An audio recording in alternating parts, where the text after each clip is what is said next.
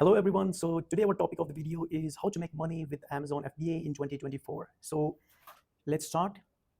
So today we will uncover how we can make money with Amazon FBA model. We will explore, drop shipping versus Amazon selling, because a lot of people are asking if drop shipping would be the perfect model to start because you don't have to purchase the inventory, and what are the places where we can easily do drop shipping. So a lot of people are asking those questions, and a lot of people are asking how to set up Amazon account and what are different types of Amazon selling models. So we will explore all these topics here. We will try to make it a short video. So let's explore. All right, so as you know, Amazon is the biggest marketplace in the US, and there are a lot of different selling models on Amazon. The primary business models are private label, Amazon wholesale, Amazon arbitrage, and in arbitrage, you can also do retail arbitrage and you can also do online arbitrage. So these are the primary, selling models. There is drop shipping on Amazon as well, but we do not recommend it. Amazon has been very strict nowadays on drop shipping on Amazon, so we totally do not recommend that. All right. Okay.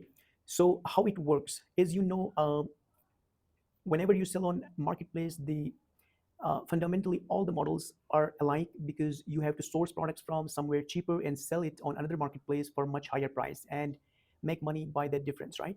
So in private label, we source from China through Alibaba and other marketplaces and sell it on Amazon US marketplace if you are in US, right? So why China and why Alibaba for private label? Because the manufacturing, because the cost is very good. They tend to give you a great price and you tend to have higher margins. So there, we only recommend you to source from Alibaba because it's the most trusted one, and they also offer the trade assurance, which other marketplaces or other e-commerce places, marketplaces in China are not offering. So you have to consider that. Uh, if you are a beginner, then you should start with Alibaba. If you want to start with private label, and if you want to do arbitrage, then you have to. There are a lot of online stores you can source. Walmart, Lowe's, Kohl's. There are a lot of different retailers you can source your products from. And by the way, all these models are a bit different than each other, and we use different tools for each other. All right.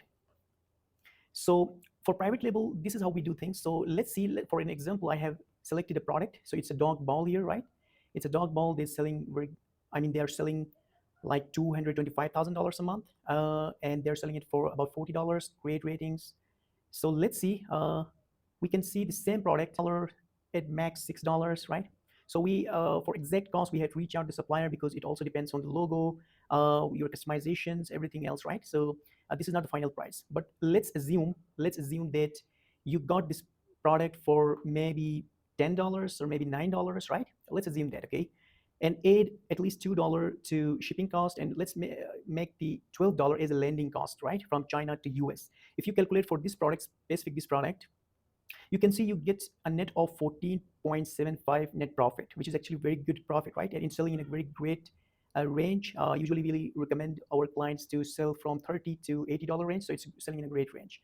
So you can see, this one product, they're making huge money here, and the net profit also great. So I mean, this is a good product to sell.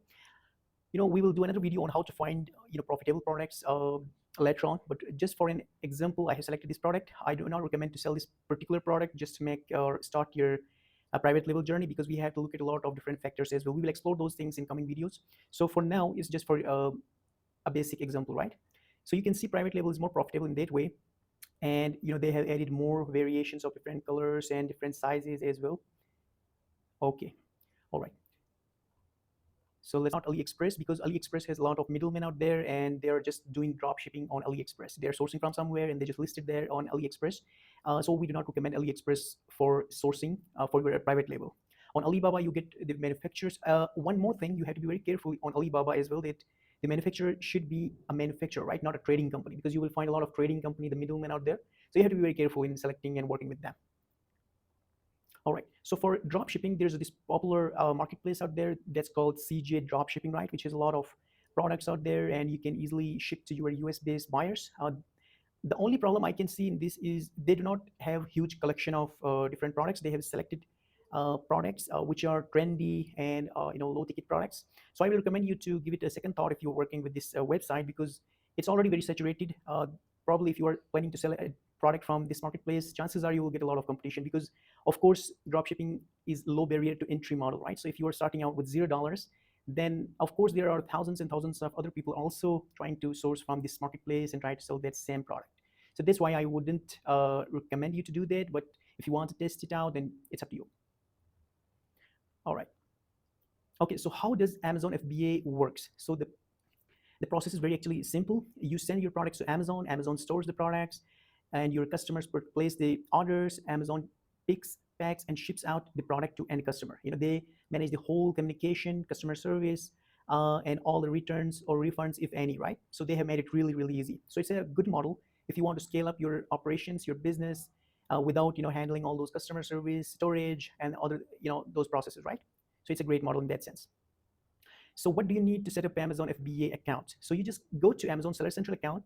They will need some basic things from you, just your some kind of bills, your identification number, other things like bank statement. One thing I will recommend you is you should provide the documents which should match the address across all of your different documents, right? Sometimes they will require a utility bill, a phone bill, or maybe electricity bill or some sort of a bill. I will recommend you to match that address with your other documents, right? Your identity card address should match with that, so that you won't have any issue. I have seen this, that even a slight mistake in that can really affect the approval process. It can delay the process, so you should be a bit careful in that. All right. So in private label, the most important thing, actually the two most important things I will recommend, is to look out for saturation, and the second thing is you should be differentiating from the rest of your competition, right? So the saturation is where you want to see how many sellers are selling this exact same product, right? Usually what we do is we search from here. Let's see, for this product, right? If it's a good product or not. Let's look it. All right. So this is the I just searched this term, right? I'm not sure if it's I believe it's a branded product. The coldest is the brand name, right? Just like Yeti, it's coldest, right? So I think there's a brand name. So let's search without brand name. All right, so let's see. With dog ball, I can see there are 5,000 results for dog ball. Probably it's not very good idea to sell this product, because you can see there are thousands and thousands of products and sellers out there for the specific product. So maybe we can niche down to a very specific kind of product for this dog ball. Maybe I'm not sure. There are different kinds of balls out there, right? Some are stainless steel balls, some are wooden balls, some are like those double-sided balls. So there are different kind of balls out there. So we have to really know how much competition out there for the specific product we want to sell, right? So we have to explore that through some professional tools like Jungle Scout and Helium 10. And probably we won't be going for this product if we were only if the competition is this much, right? Usually we like to see products that are like below 1,000 results. That's a kind of good product. But of course there are other factors as well, right? How much demand it has, is it consistent? It should not be fluctuating too much, or maybe there are other issues as well, right? Maybe it's patented or something like that. We have to check several things before selecting a product, actually. And I was just sharing this product just to give you an example, right? So yeah. Okay, so how do we differentiate? We actually do two things. The first thing is we read a lot of negative reviews from these different competitors. We want to find those patrons. What are people complaining about? And we want to find those patrons and write them down, and then talk to the manufacturers about them, right? We want to make things right. The second thing is, if everyone is doing this simple ball right here, we can add, just to give you an example, right? Maybe a straw, maybe a spoon, maybe something a little more than what these competitors are already doing. So we want to be a bit different than the rest, right? We just want to be a little different, because if we are doing the exact same product like this bestseller is doing, then we are not adding value to the marketplace, right? So we have to be a bit different in our offer, in our value, in the product, in the features. Somehow we must be actually a bit different than the rest of the competitors. Yeah, so that's very important. A lot of people complain that private label is saturated, and it's very difficult to sell on Amazon. There are all these Chinese manufacturers, there are all these different sellers selling. So I mean, they tend to give up on Amazon. I do not recommend to do that. One thing that's common among those sellers, because I get to talk to a lot of sellers, and they send me their products to review.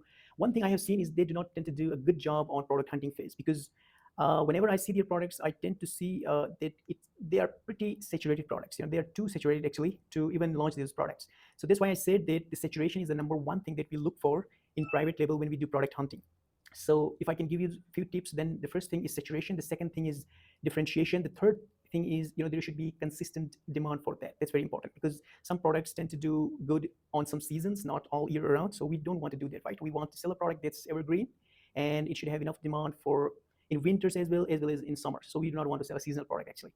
So that's very important part. Okay, so let me know in comments if you have any questions, and you can join our Facebook group. I will link all those details in the description and comments. See you soon.